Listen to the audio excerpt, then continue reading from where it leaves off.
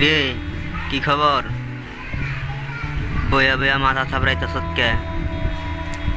হ্যাঁ, আর বলিস না রে বন্ধু, মনটা ভালো না, ভীষণ খারাপ। কি হয়েছে? সাকিব খানের তুফান দেখে কি শরীরে জ্বর চলে আইছে নাকি? না রে বন্ধু, জ্বর আসে নাই রে। তাইলে কি হয়েছে?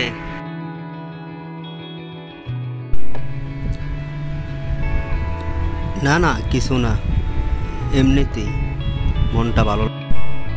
আচ্ছা, এই যে সাকিব খানের তুফান সিনেমাটা বন্ধ করার জন্য আমরা কি কম চেষ্টা করলাম? কম চেষ্টা করেছি, তারপরও সিনেমাটাকে বন্ধ করতে পারলাম না। ক, এই কথাটা একবার ভাইবা দেখ। হ, এইটা ঠিক কইছস। এইটা ঠিক কইছস। টাকা পাচারের অভিযোগ পর্যন্ত দিয়েছি, তারপরেও কি সিনেমাটা বন্ধ করতে পারছি? পারি নাই তো। এইসব করে লাভ নাই।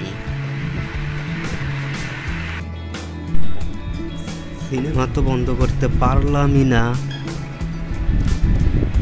আমি কত কিছু বললাম মিডিয়ার সামনে এসে, কত বড় বড় চাপা মারলাম, বললাম 3 দিন পরে এই সিনেমা আর চলবে না। 3 দিন পরে কি দেখা গেল? আমার সিনেমাই নামিয়ে দিল সিনেপ্লেক্স থেকে। এই কথা এখন কারে কই?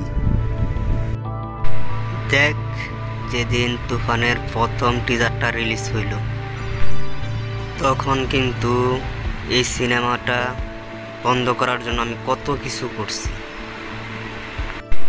ফেসবুকে একটা স্ট্যাটাস পর্যন্ত দিছি যে নকল পণ্যে বাজার 6 লাভ।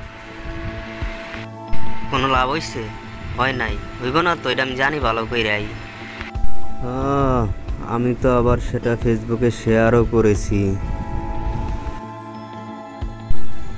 আচ্ছা বন্ধু, একটা কথা বলতো, এখন কি করা যায়?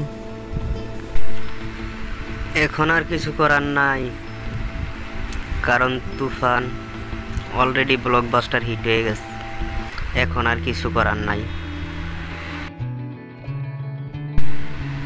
এখন আমার চিন্তা হইতাছে সাকিব খান আমাকে শিডিউল দিবে কিনা। মনে হয় না আমাকে আর শিডিউল দেবে। সব কিছু হয়েছে তোদের পাল্লায় পড়ে। আমরা কি বলছি তুই আমাদের সাথে আয়?